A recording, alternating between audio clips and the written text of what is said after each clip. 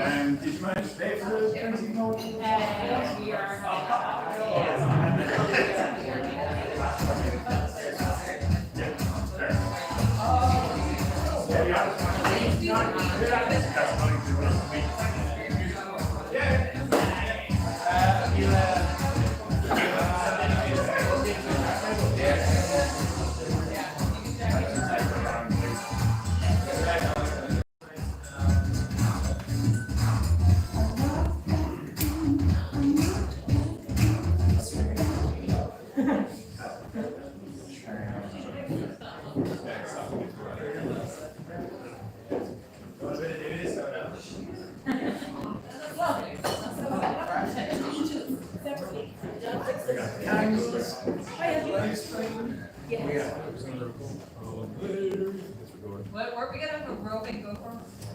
We did, yeah. This one.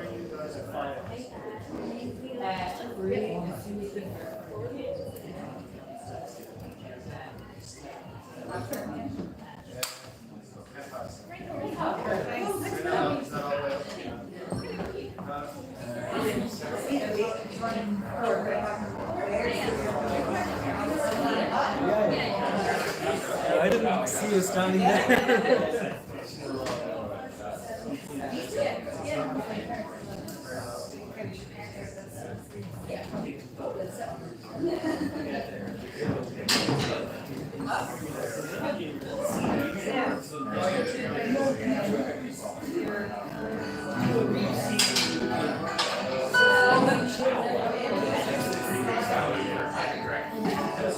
Well, there's one option.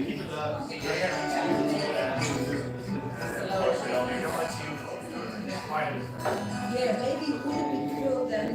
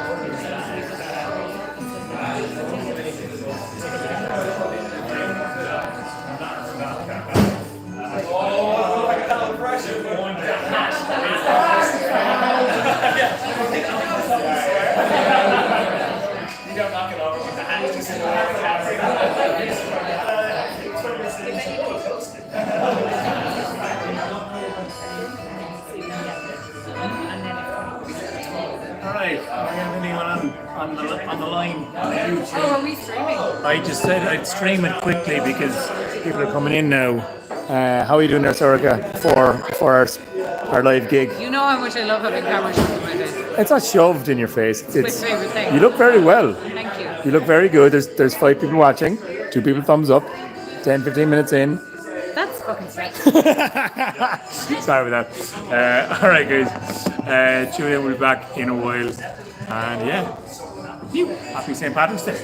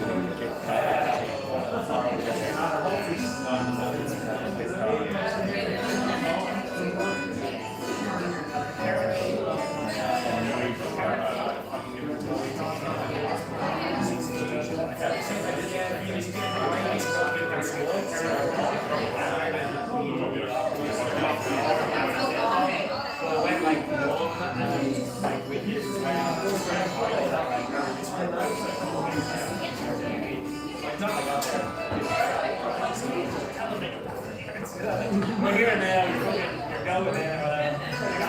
You have a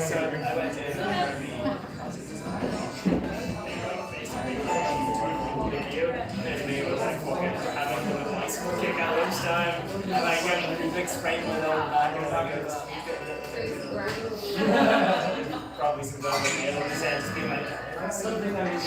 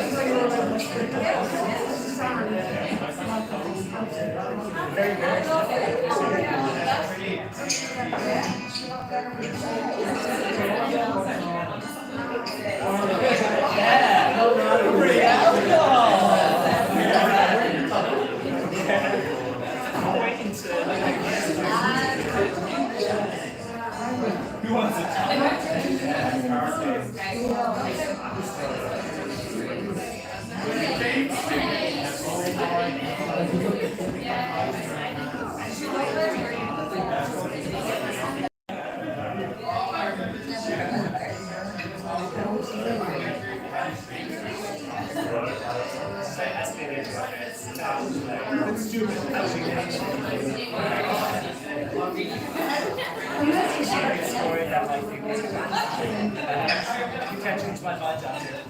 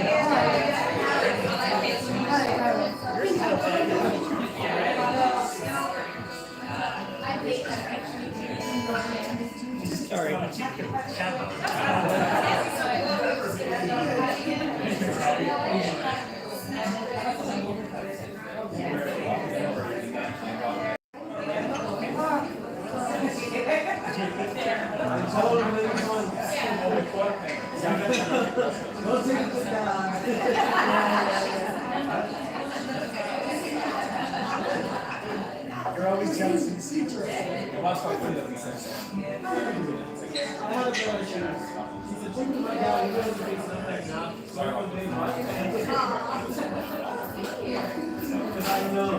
I know, to make things joke,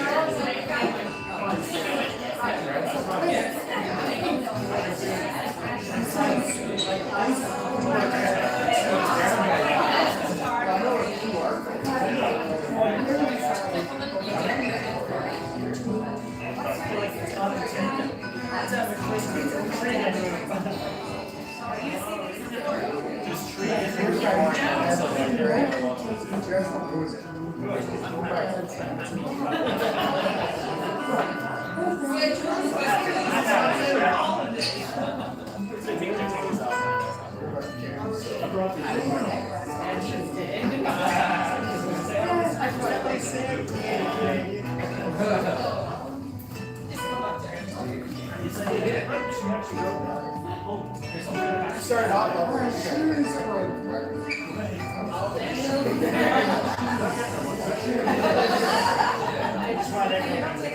review all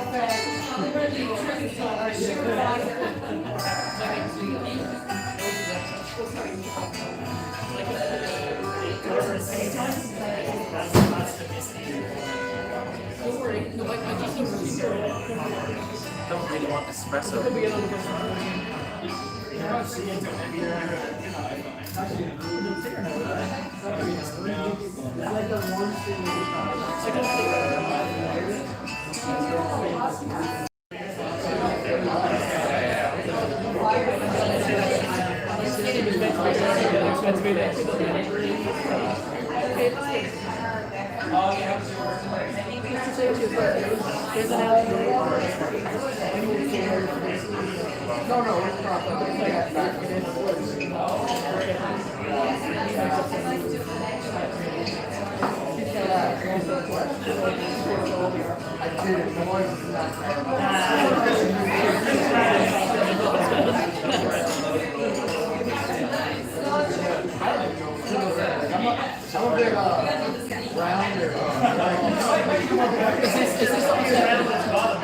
Is this table? Thanks very much.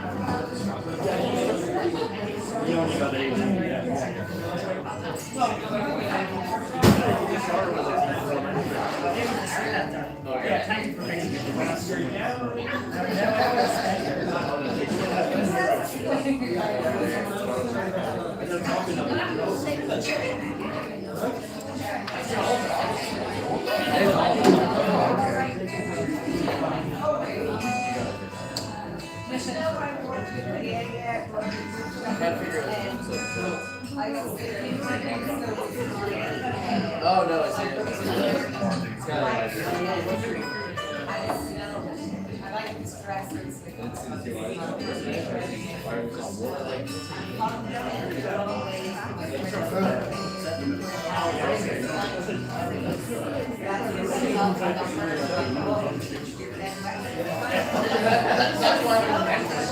It's a miracle that you're here.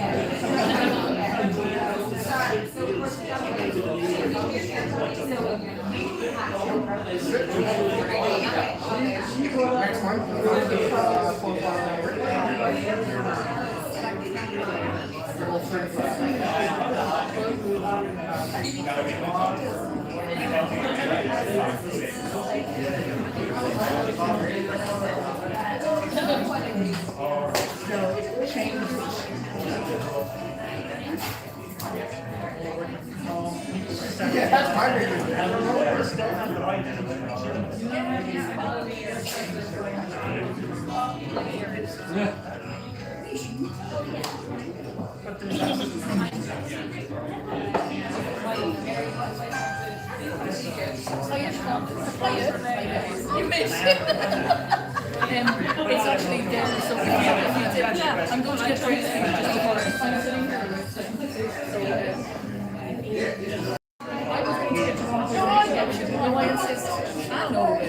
No, I insist. I'm near. There's a really elaborate tricks that you hear about Chinese videos. You can read it. I'm from kimchi and vegan cheese toast.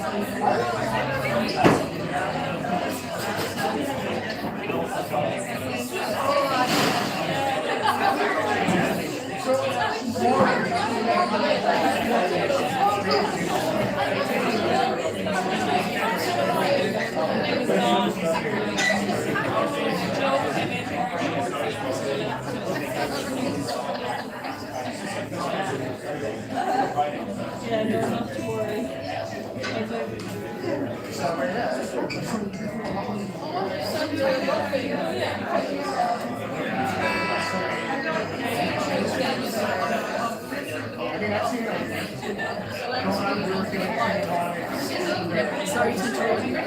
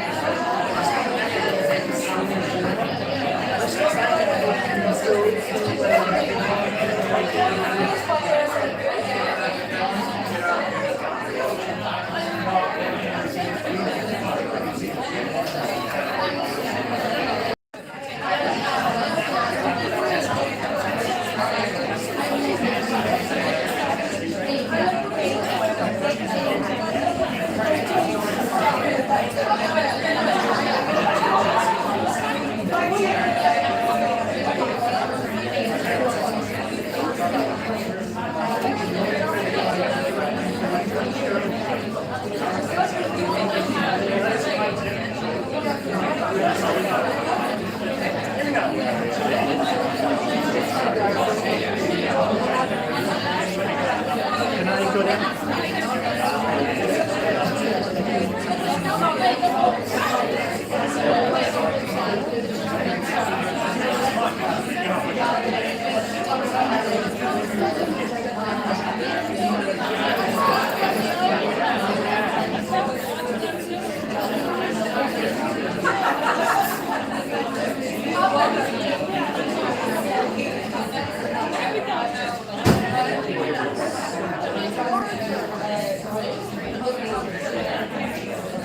Nearly ready to go, guys. Nearly ready to go.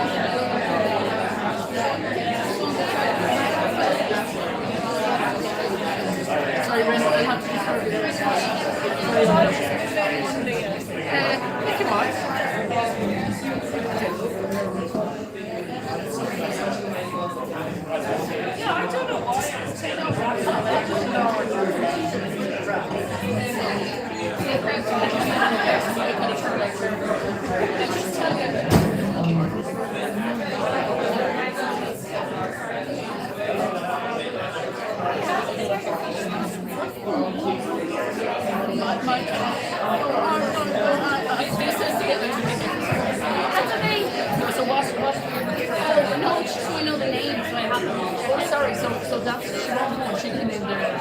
I remember there was only 2 days. And you're not. Thank you. Is that thanks? just 1% difference. Yeah, yeah. It's just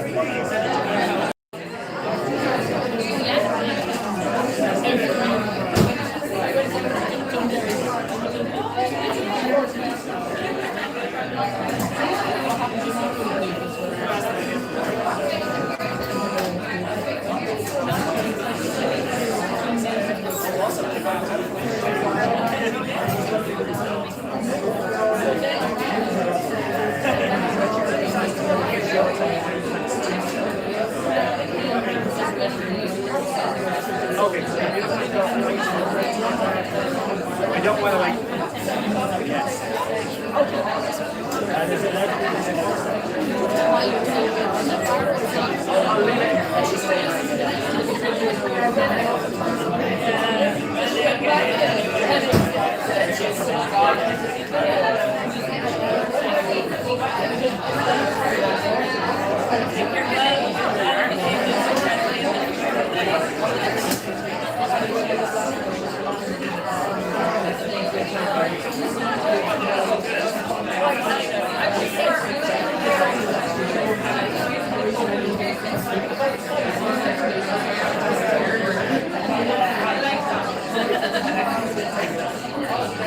you know,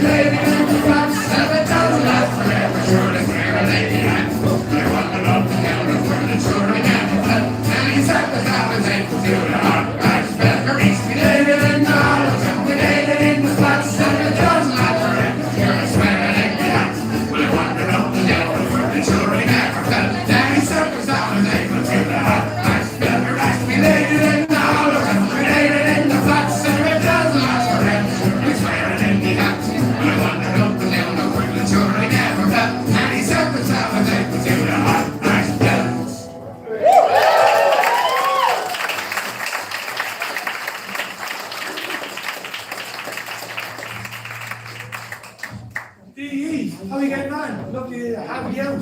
We're delighted to be in MVP for the very first time.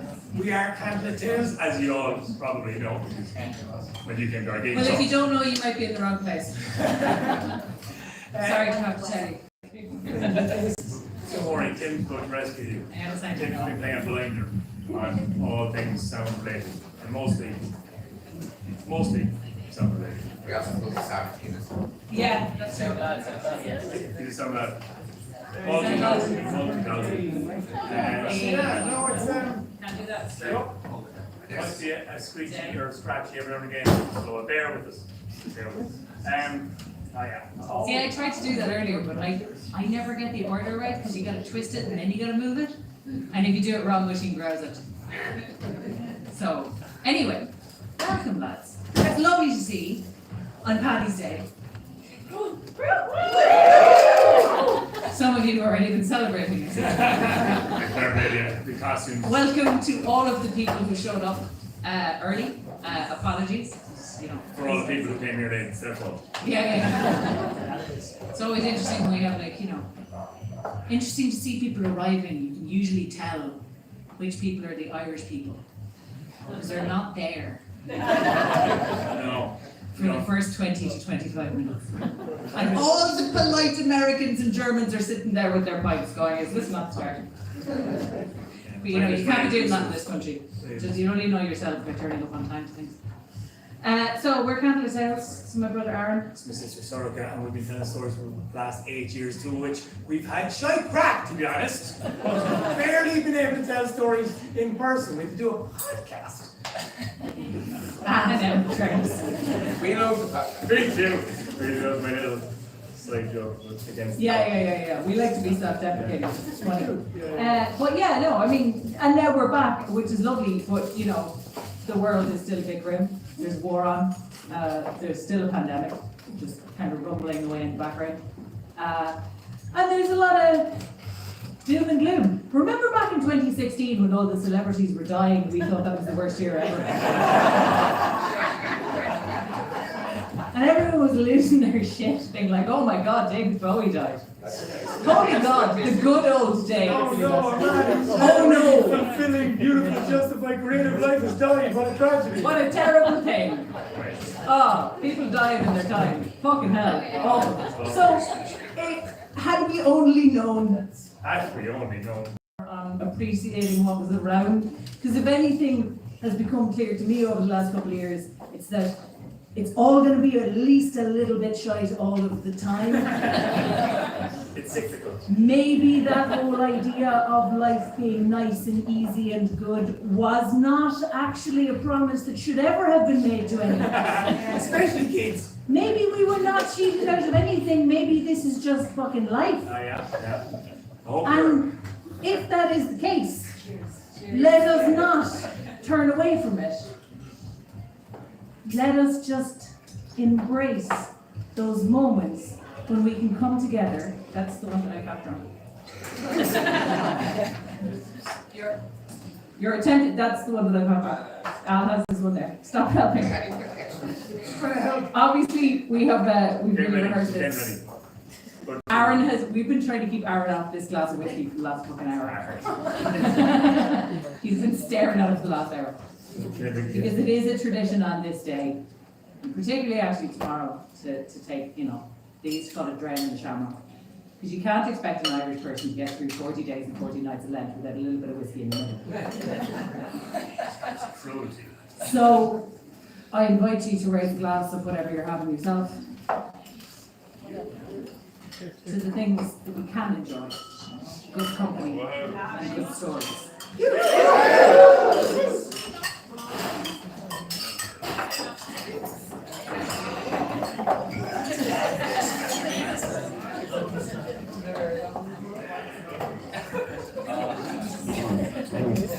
Now the door burst open, and a silence fell. Everyone there looked at the gaping hole in the wall that was now shining light in, as a huge man was dragged within the room. And the holy man looked and thought,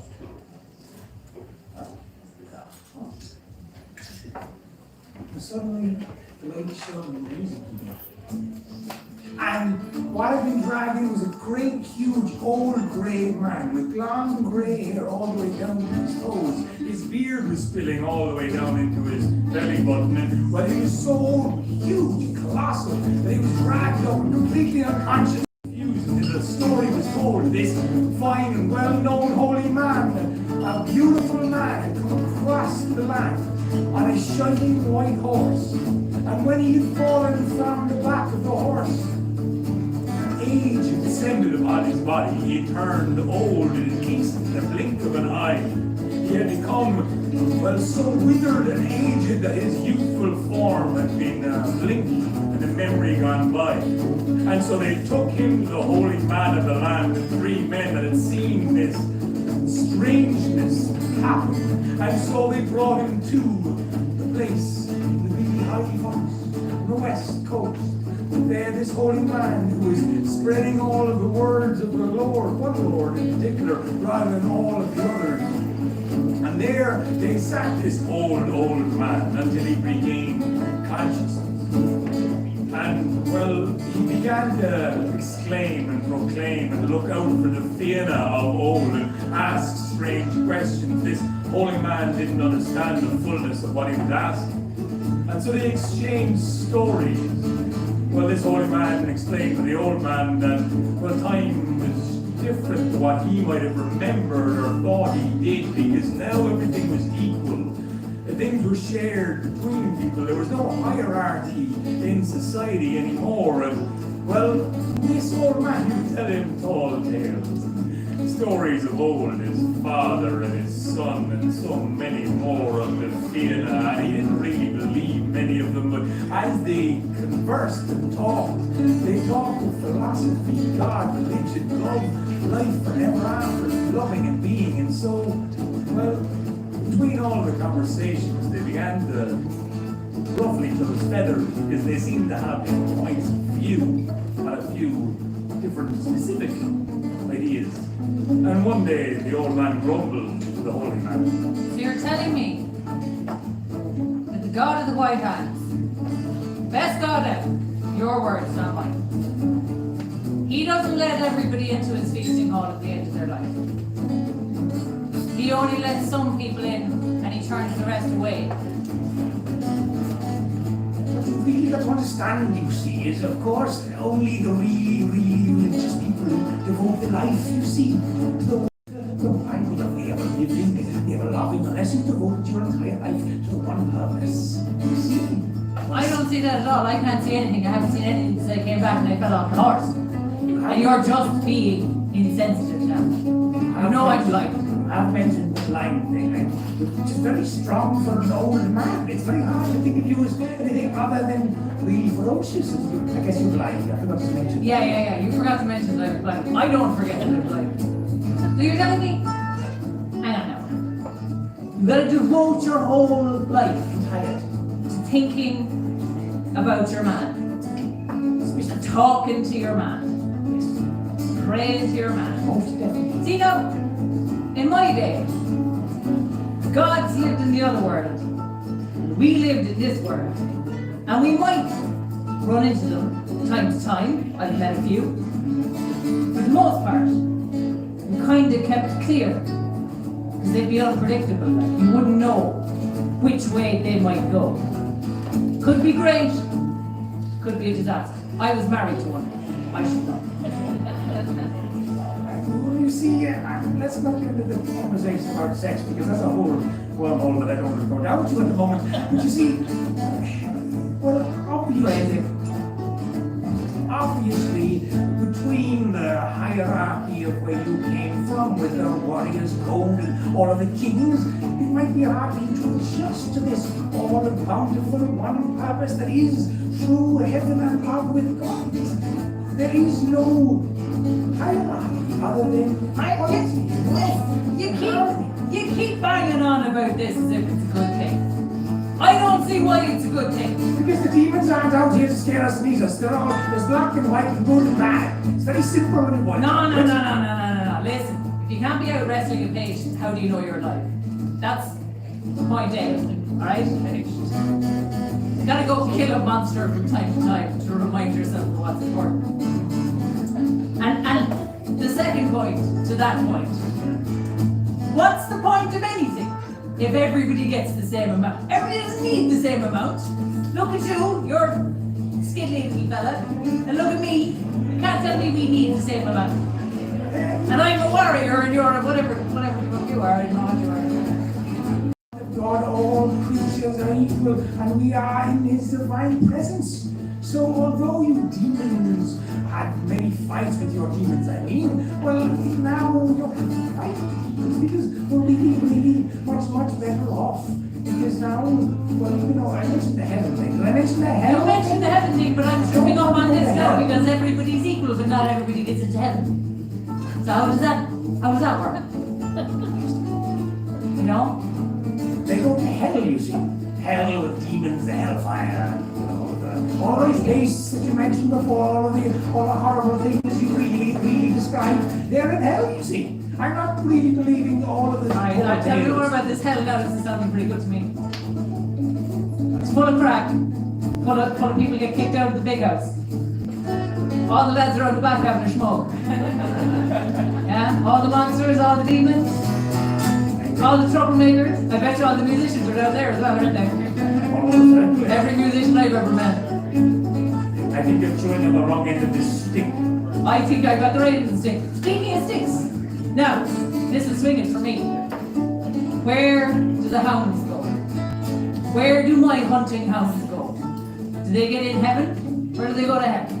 We can all love animals. Animal isn't really a a human being in our consciousness a connection to...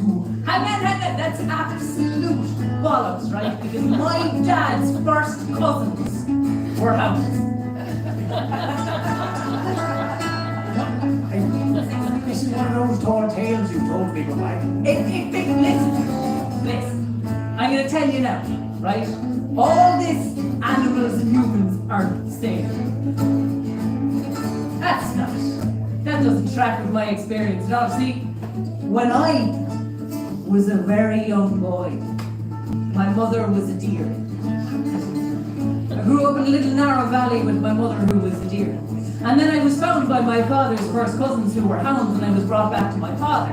And I was raised in my father's house, and I was trained and I was taught to be a warrior and a poet. And I had adventures, and then I made songs about them.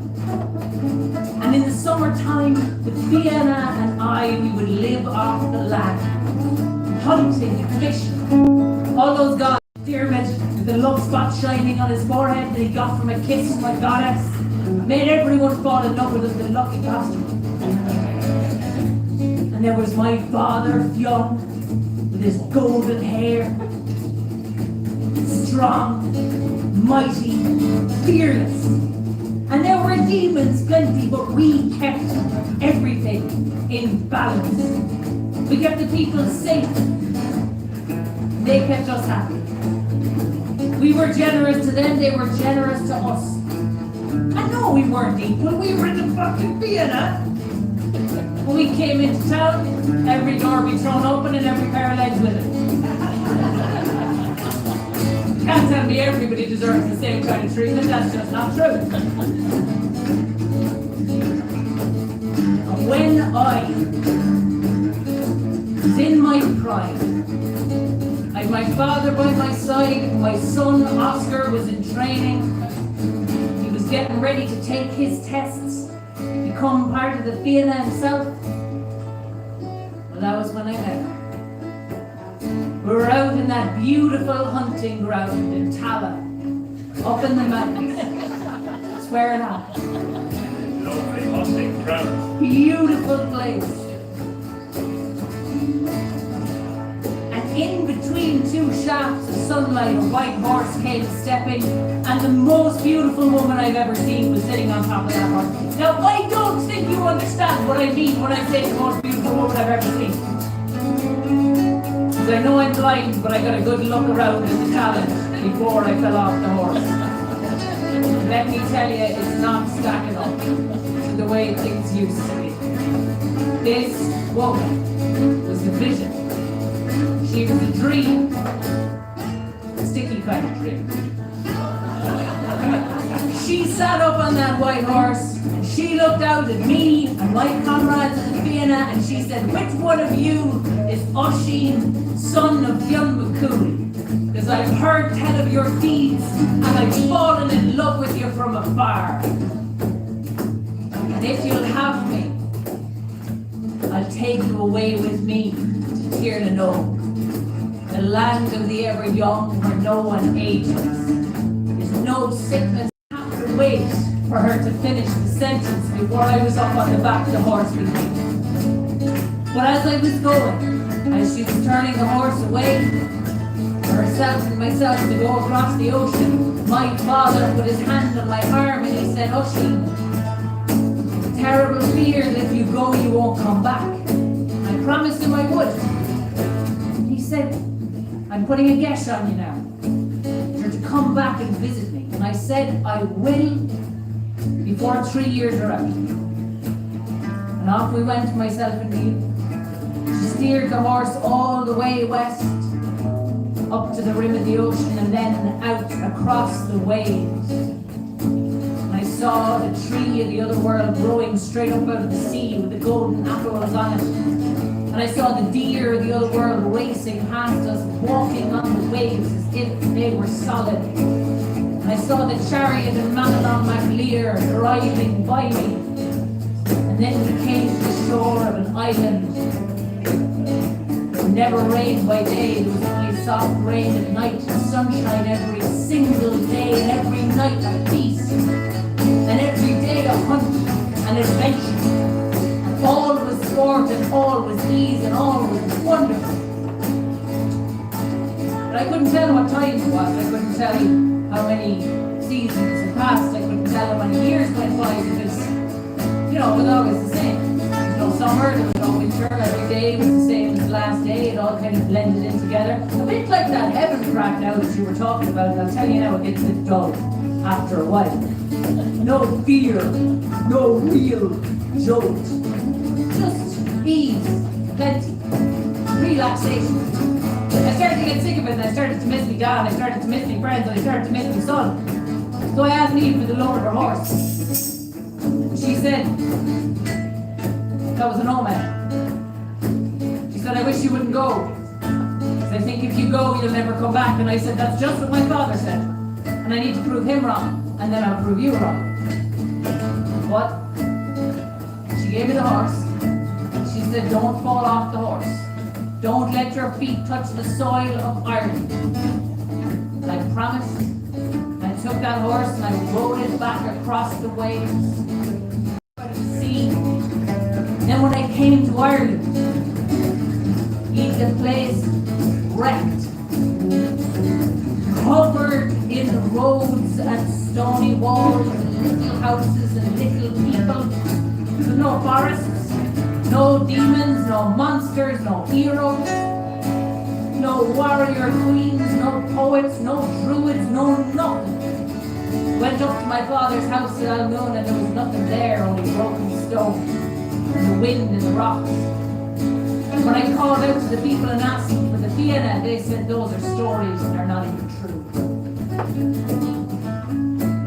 And he was only trying to be charitable. He got me in trouble. If I'd minded my own business, I'd be back home again with Eve. But no, saw some people struggling to move a stone. And they were so little and so weak, like everybody looks to me these days. But I leant down off the horse and I moved it with one hand. But the girth of the saddle snapped. And I didn't fulfill my guest to my father. Because I didn't come back to see him, I fell. And that is how I came to be as you see me now. Old, withered, blind.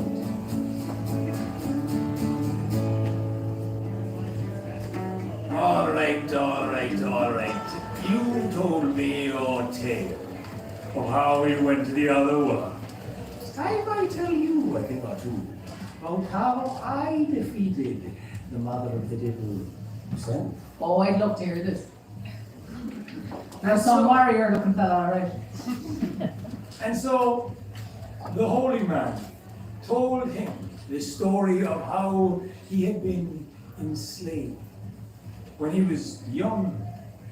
And when he was brought to the shores of Ireland, the wind had hit him, but he'd been carried on through and right to the place he was captured and imprisoned and put to work until one night a voice in his head screamed out, seemed to shout, a voice calling him to turn away and run. That night and the following day, the boat dragged him on board and sailed him back to where he had come from. But as he came from this place just east of here, on the west coast, well,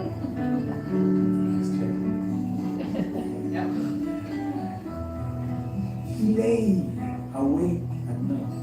He could see the field, the land, the hardships, the clans that fought here over tribal feuds, decades old, misdemeanors, communications, all of the things that echo war and bloodshed and divide in the land. No forgiveness, no loving, and he had seen another way, only that he strayed down south. And so that's where he went, this voice calling him to connect with a higher being, a higher power, something of divine essence which he had known, he had seen. And so he studied in Rome. And he went back with a mission men back to this land. And he came to the king's halls and he talked to them of the one, not the many, and how to come together in the eyes of one, that we are all the same, no matter what way you look at it. The clan, the class, the tribe, the place, the race, no matter what the face is looking, those eyes are human, and inside is a sacredness that each of us shares. And this was the message he came with. And so he lit the fires, and he converted the kings, which called the people to take up a new way and lose track and trace of the older ways. And so he lit the fire on Kirkpatrick, and he was calling all of the demons then, because he had heard a voice in his head, this spell of the hatred and the anger and the ouch and the hurt that was in this land. And so when he called that up, the patience came then. The scaly one with flying wings and sharp claws, gnashing teeth, crunching jaws. These pastes of all sizes he banished, from calling on a higher power with water, with fire, with sword. He called them all, he drove them into the sea. And he battled with one that this page, this unfinished, turn and run back through the land, ducking and diving and swooping through the trees.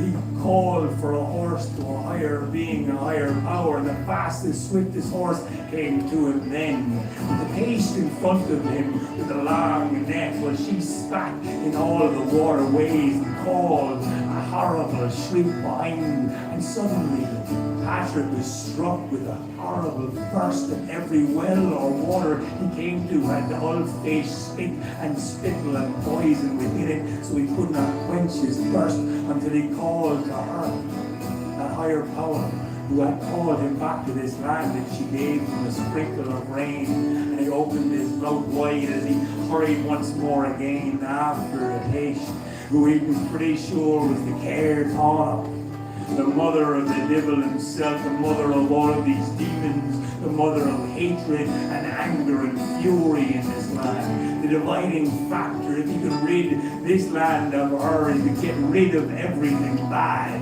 And so he drove her down as she saw a musician just on the edge of a riverbed, and she took him on one bike, but he kept on playing. He didn't slow him down. He even sped up as he kept on playing with this full face with a belly inside it. They ran now down towards Loughdern, which didn't have its name just yet, because this was a portal to the other world. And this was where Cairtana could come in and out of the breath within this land or the next through the veil, you see. And she wanted to stay and keep this safe place safe for her. But Patrick followed her down, and brandishing a sword, he ran her down the Cairtana. He cut in two with prayers and holy words of the higher powers that gave him that strength. And the blood that poured into the waters there turned the lake red, which gave it its name, Loughdern. And that name has stayed on it since Patrick had cleansed the land of the patients, the old patients, the demons, and the goddesses of old. And he thought his job was done, but he had come back then to teach all of that he had known to those that needed it. Still death and destruction, so he worked his way in making it better and finding a way, until this old man questioned his methods and means.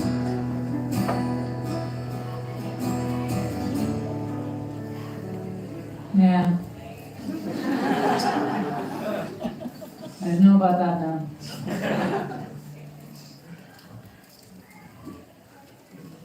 I don't know if that was the right thing to do.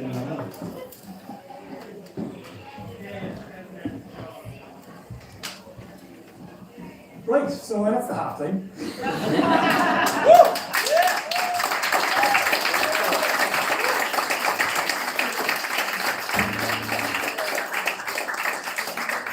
We're going to take a break, get yourselves another drink. You actually have time to get a drink and drink it and then get another drink and then come back to the tea. Oh, you're trying to finish the drink you have and then I know I should have it down to the tea, whatever it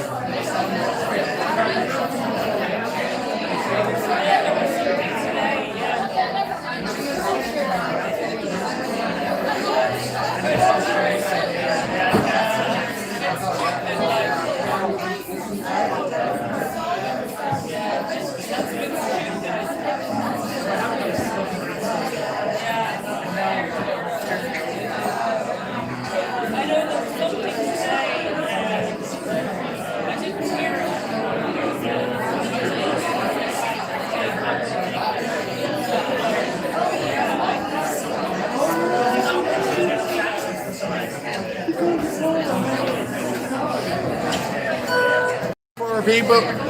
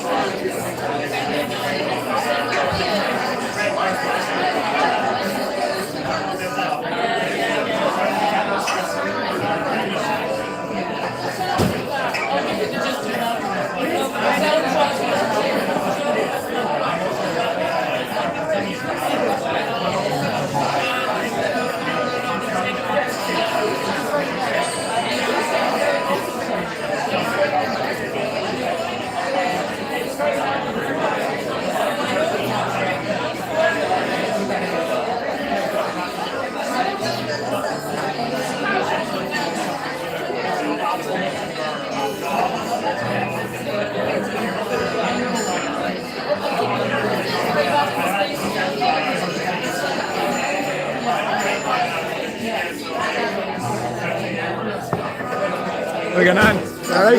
Not too bad, no.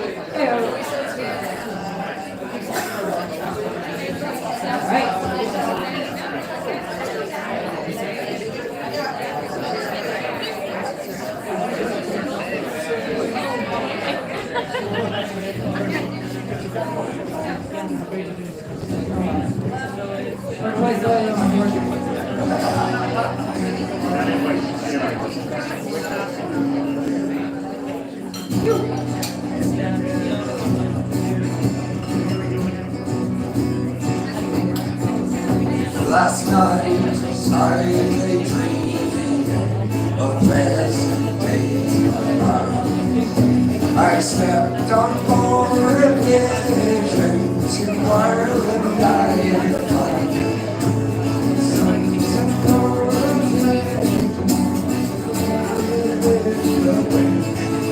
I got the days to Ireland that crosses lines of hell. It was the 23rd of June, the day before the fair, when Ireland's sons and daughters and friends were gathered there. The young, the old, the brave, the bold, the gypsy to fulfill, and the pirate turned the crew, the wild strands of hill.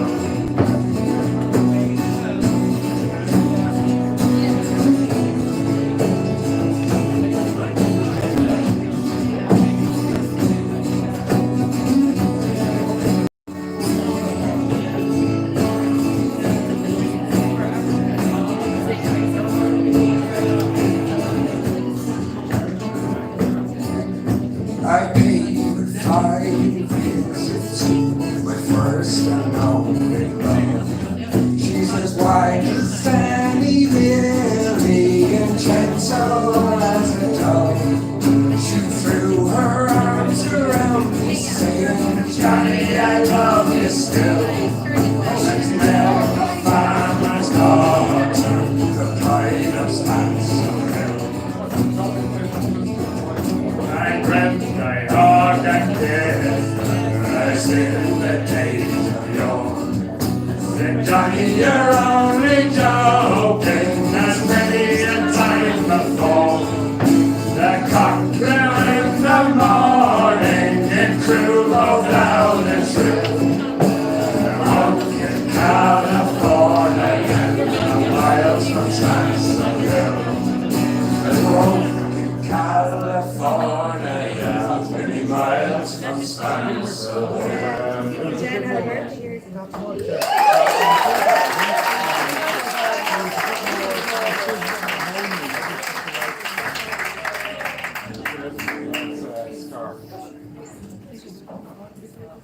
We're starting away again, are you? That was your cue, yeah. That was my cue. I thought you were doing the transfer. No work, well. I thought I was just going to hang out here for a bit. You're good at that. Huh? Hang out there. Yeah, I like that. Yeah. I like standing here with nothing to do. Yeah, Because very good. it confuses people. It's also my favourite thing to do is do nothing. I Don't applaud I that. wasn't expecting the applause, but I welcome it. Yeah. I just need a mini lockdown every other week. Just, force me to stay in my room for a bit. Oh, we're just seeing a camera floating around there. Don't worry out there. Thanks very much, Mary, for taking some footage. If you do happen to take a couple of photographs, lads, just work away. We forgot to get flagged for the night. Just send it to us. You don't even have to tag us or do Instagram. Just take a photograph and prove that it happened. Yeah, Aaron's worried with the 4 GoPros around the room that there's not enough documentation. Let's keep cars and transporting in the battery. The world we live in, I just don't like it. Just proud of every now and again. Hello to 4 people on YouTube as well. Hey! Nice one. Good. We're on YouTube. We have a podcast. I know Aaron mentioned that as a bit of a throwaway first half, but it's there. So if you like the stories and you think these are cool, I'd like to know a bit more. Candidate Tales podcast. Find it. Look for us. Hey! Yeah. Thank you very much. So, all right, that's enough of that. Story. So, well, there were all these conversations happening between the old blind man, Oisin of the Fianna, and the holy man, Patrick. They kind of got under Patrick's skin a little bit. Especially that little dig about banishing the Cairtonach. What do you mean that wasn't the right thing to do? What was he talking about? What kind of cheek was that? Of course you had to sweep out the old gods to make way for the new. Especially the ones that were dangerous, especially the ones that were deadly. But it was one of those little thoughts, you keep pushing it away, but it keeps coming back, especially at night when you can't sleep, just nibbling around the edges of your brain, going, hey, well, what the fuck if he's right? What if you're the asshole? No one wants to. Oh, nobody wants to think that. But he couldn't get it out of his head because as he looked around at his community that he had built, this little monastic community of people who worked for each other, who worked hard to support each other, who didn't put any differences between themselves, men and women, lords and ladies and peasants, all of the same rank as they left that shit at the door. All of them getting an equal share, all of them taken care of. He couldn't stop himself from thinking, none of them are half the size of Oisin. He was colossal. He was actually too big entirely, if you looked. If you really thought about it, there was no business for anybody. Muscle on his frame, even though the skin was hanging loose. And in the bones of his face, you could see the beauty that had been there. It still kind of shone out. And even though his eyes were milky now, you could see the sharp intelligence behind them. Patrick started to wonder to himself, did he maybe have a point with the banishing of the demons? With the banishing of the old gods? Did I do that? Did I make people weaker because they didn't have that? No, definitely not. Absolutely not. The problem is he's too big. It's unreasonable. Everybody in this community worked hard and everybody got a share of food, and Oisin got more than anybody else. Every day he got an entire cow. He got an entire skillet of bread. He got an entire churn of butter. That was his daily ration.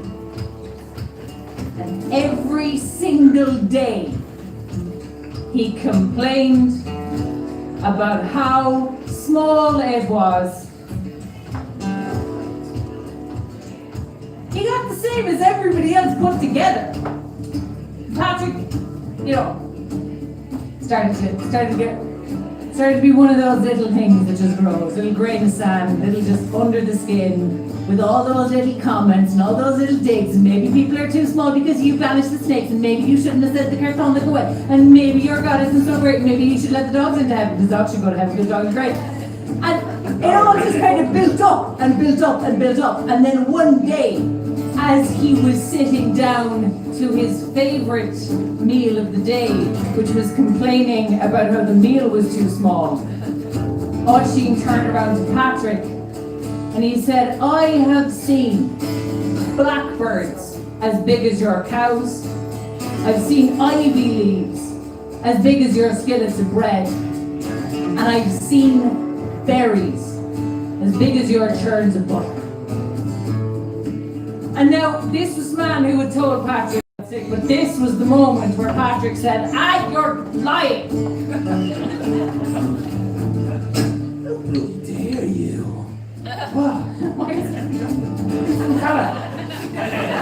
Fuck's sake. You must see the person. I'm doing the voice now. Okay. I didn't make it well. Exactly. Now, strength of limb, purity of heart, and actions to match their words was the code of the Fianna. Oisin was a poet, a bard, a warrior of the Fianna. He could tell no lies. And so when he was accused of lying, he was very upset. And now it was his sworn duty to look Patrick in the eye and say, I'm going to prove the bloody point to you, but what?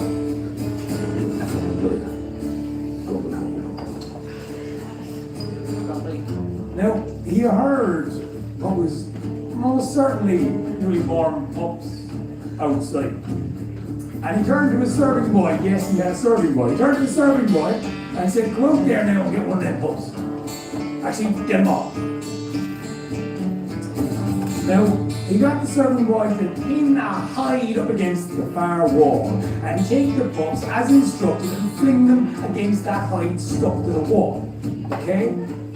The serving boy was The serving boy was quite impressed because he was a large, very interesting, wizened old man who was telling them very fantastical stories, and so he said, okay, great, yeah.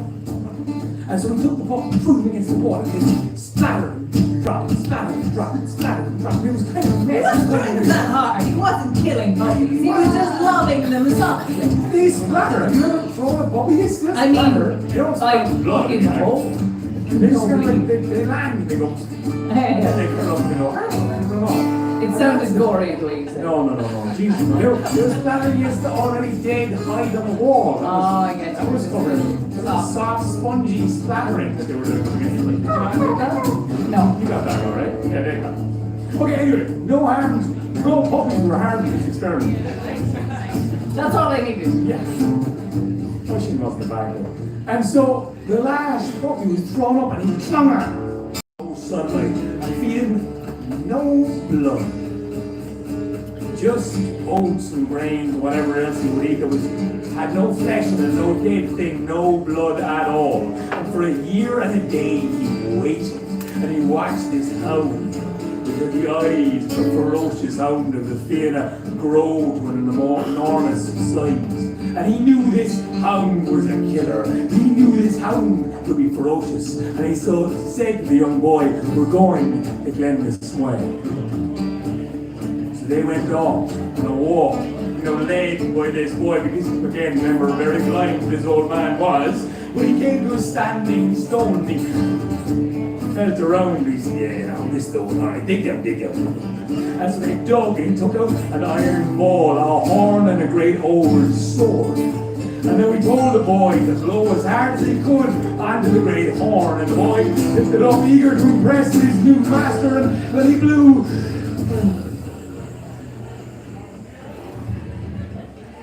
that was a bit shite, give it a go there.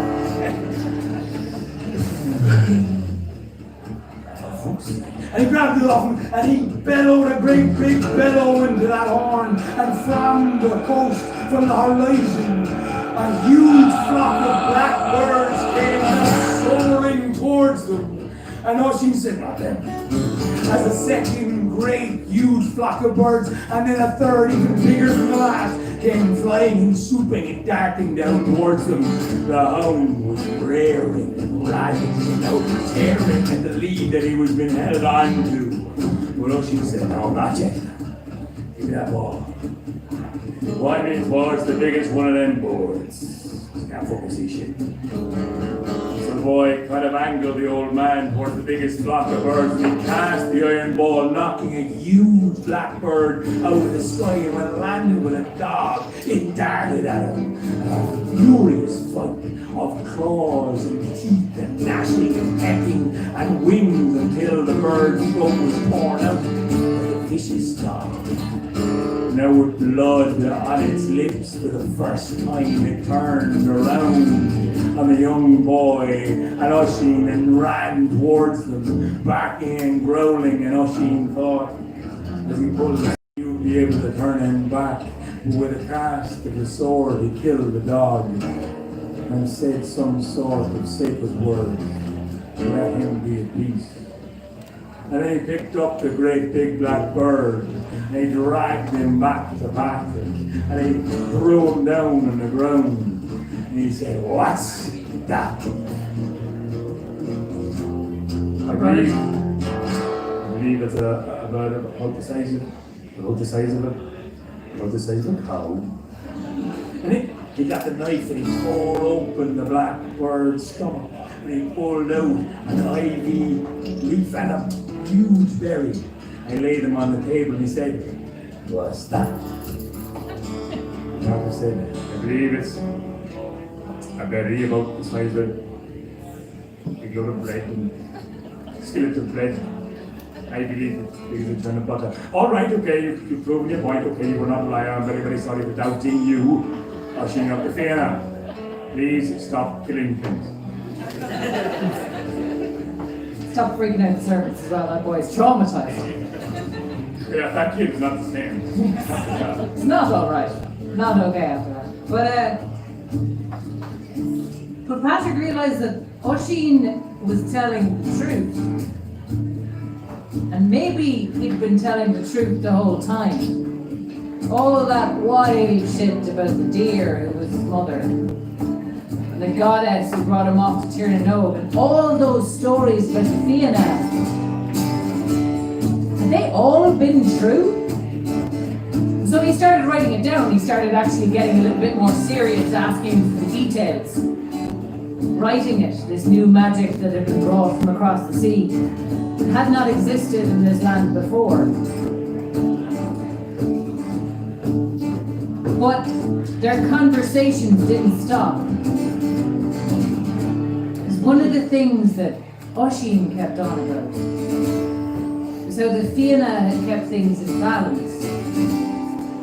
The kings didn't get too powerful and didn't oppress the people. The monsters, the demons did not overrun the country because the Fianna were there. Kept the land safe. Trouble from within and from. Not perfect. No human existence is perfect. But some kind of equilibrium. But Patrick said, when I came here, there was no Fianna. And there was no balance. And then Patrick called. He'd dismissed it, you see. A long time before, when he was just a young boy, when he was first in Ireland, he'd met a man, a thin, grey man, who called himself Quilcha. He said he'd spent time in the other world. He said he'd run there and he'd fled there after all his friends had died. Quilcha had told him a tragic tale. And now that he sat there and now that he saw all these things written out, he started to make some connections. The names were the same. And so he sat Oisin down one day and he said, "I really think you need to reconsider. I really think you need to make a change. I understand your loyalty to the old ways in the old days, but those days are gone. And you are coming to the end of your life. And if you don't change, you will not enter the kingdom of heaven. You will not live a life eternal. And you need to know the story that I heard from Quilcha MacRonan, who said he was of the Fianna. He told me how they fell, how they failed, how they ended.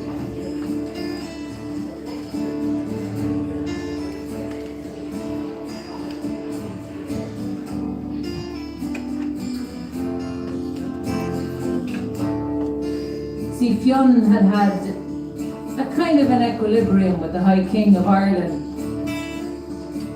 The High King died at a feast, choked on a salmon bone, and his son, Carper Lithiker, took over. Carpera started to spread rumours about the Fianna, telling the people that they were oppressed. The Fianna were not generous. They were thieves, coming to their homes demanding that the people give them tribute. No, that wasn't the way the Fionn and the Fianna saw it. They saw it as free, fair, generous exchange, but Carpera started to spin it that way, and poison leaked into people's minds. And at the same time, old quarrels started to resurface. See, Fionn had had a truce for many, many years with two tribes in the Fianna, Clan Bashkna and Clan Morna. And his father, Cool, had been killed in a battle by Clan Morna, and he had healed that divide. He had brought the brothers Morna, Gull and Conan Whale, into the Fianna, serving him, following him. But those old quarrels came back up again. And usually they'd spark, and they'd flare for a moment, and then they'd die back down again. But this time, they sparked, and they flared. And it was as if Fianna had become dry tinder, because that spark started to smoulder, it started to burn. The Morna clan, one of the women was a lover of Fionn McCool, and Gull went to her and told her to give up Fionn's love, and when she said no, Gull killed her. And when that was done, there was no going back. Fionn would not forgive that. And so Gull McMorna, who'd been his faithful lieutenant for many years, Gull took himself to a sea cave, refused to come out, refused to leave. Oscar, son of Oisin, came to try to get him to come out and face Fionn, at least die like a man. But Gull refused. And Gull McMorna died a slow death of starvation.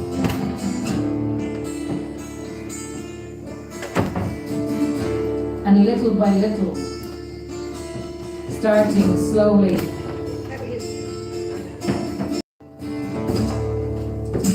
Fionn was old now. His golden hair he got his name from was all steely grey. His son Oisin was gone. All the young men of the Fianna were gone, and now half of his allies had left him. And it was then that Carpera, the High King who'd been spreading those rumours, asked for the Fianna to come and meet him, to speak with him. Fionn did not trust this king, and so he decided he wouldn't go himself. He decided to send his grandson, Oscar, son of Oisin. Now, Oscar was a great warrior. He was not a great diplomat. When Oscar went to the High King's house, he saw there lamenting women washing armour at a ford, washing blood out of the armour, and the armour was his. And he saw them weeping, and he asked them why were they weeping, and they said they wept for his own death. And he said, that's nothing to weep about. Tell me how many I will kill before I die, because Oscar was a warrior to his core. And Oscar went on to the meeting with the High King, and the High King asked Oscar to give up his weapons as tribute. And Oscar said, no, my weapons have often been on the same side of the fight as your weapons. Why would I give them up? Why would I act like I'm an enemy coming into your house? Why would you insult me like this? And the king said, nevertheless, I want you to do it. I want you to show me respect. But Oscar saw what was happening. It wasn't respect that the king was after. It was groveling, and he wasn't going to do that, so he left. And the next word that came from the king was that the king was assembling an army at the hill of Gowra, and he would fight the Fianna there, and he would destroy them if he could. And the first of the Fianna to arrive were Clan Morna, there to ally with the High King. there to kill Fianna. And that battle, the Fianna were outnumbered 20 to 1. And when that battle raged, it proved that they were warriors of legend. For every one of the Fianna that fell, 10 of their foes fell. But it was not enough. And Oscar, son of Oisin, he drove himself. And he was like a wave. He was like a storm. He was like thunder. But he was one man. And he spent his rage against that foe before winnowing them down. He saw the High King. He ran for the High King. He threw his spear at the High King, but in the same moment, Harper threw his spear of 7 spears through Oscar's body, and Oscar fell.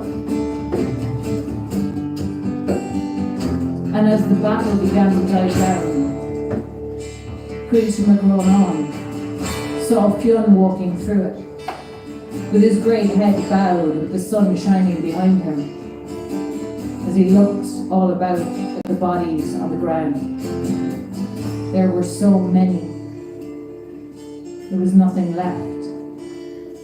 And he saw his grandson lying there in a pool of his own blood, coughing and gasping. And he went to him with his cupped hands. Fianna had a magic in his hand that could heal any wound, except a wound given by a magic spear. And the spear of the High King had spells on it. And so although he poured the water from his healing hands into Oscar's mouth, it did not work. And Fianna had to hold his grandson while his grandson breathed his last. And then Oisin saw Fianna Cool turn and walk away, and he did not know what became of the captain of the Fianna, but he was never seen again from that day. And Oisin himself turned his back on the world and ran into the other world, and came back from time to time. And the last time he came back was the time he met Patrick and told him the story. He said he would come back no more, because when he looked out on Ireland now, he saw nothing and no one to love. All was gone.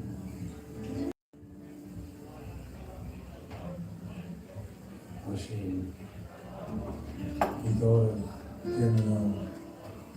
He thought of Fianna, his father.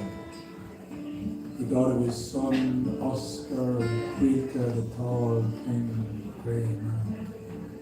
He thought of the heroes in Fianna, time he'd seen and been in, and the time now that he did not want to take part in them.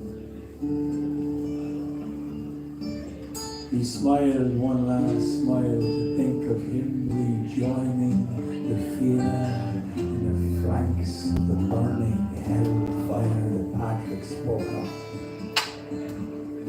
He closed his eyes and breathed his last.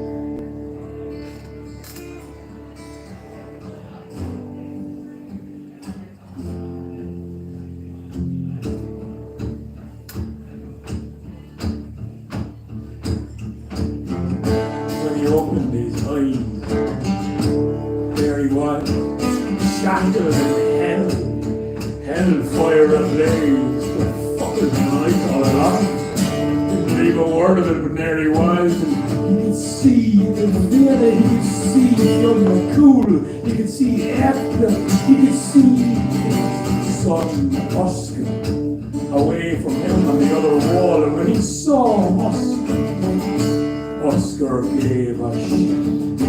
This boy had been trapped for a time he couldn't quite consider on a mountain, because time moves differently in the other world, as well as hell, as well as heaven above. And so Oscar, now seeing his father, the man who had left him for Tiernan Oak so long ago, well, he gave a bellow. An echo all around the hills and hounds of hell, well, adored Fianna sounded the call of the heroes of old as they rallied and heard that noise from long ago.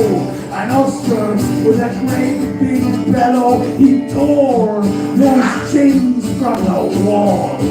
and darting around he knocked the demons down into the fire, and he pulled his father from his shackles as he called and bellowed and howled now. But cackled and called, and the demons and the monsters and the dragons, the scaly things came out of the darkened places.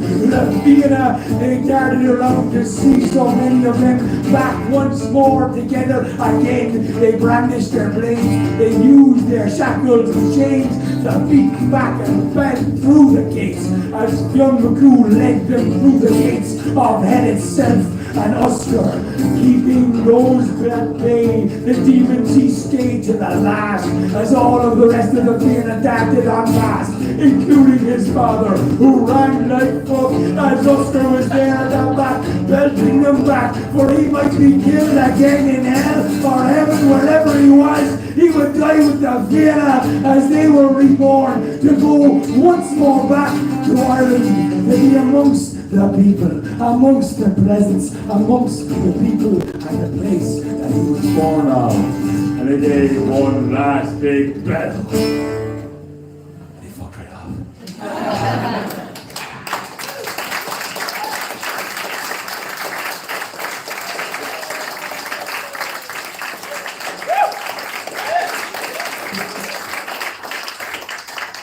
Thank you very much, folks. That's us. Alan Norman, Oisin Ryan, on music. Sorry, we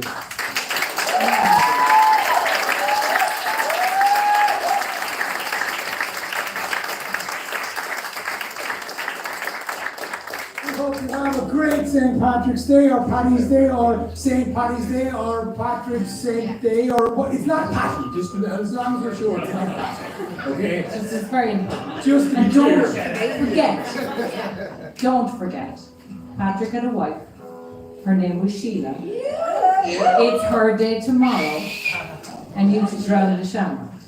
Right? Important. Keep it going. Sure, look, you know what's going to happen now? You have some drinks or some whatever you want to do now, you can do. Or she might play a tune soon.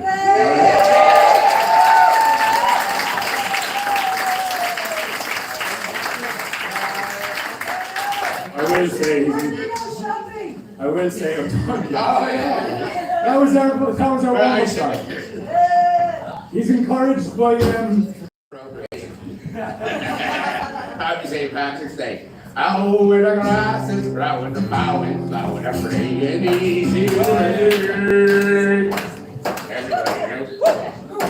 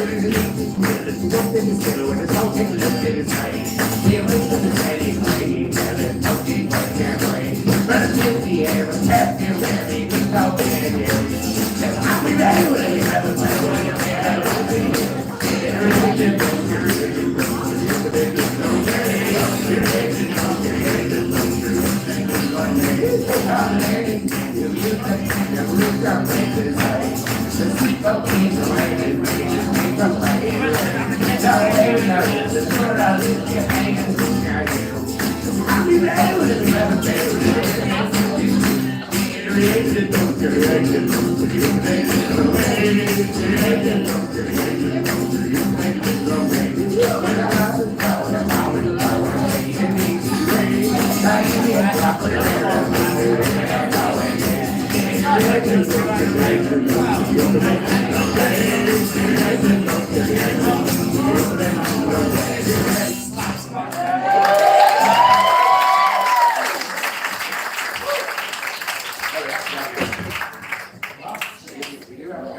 Yeah, we do have you up to go with the accent.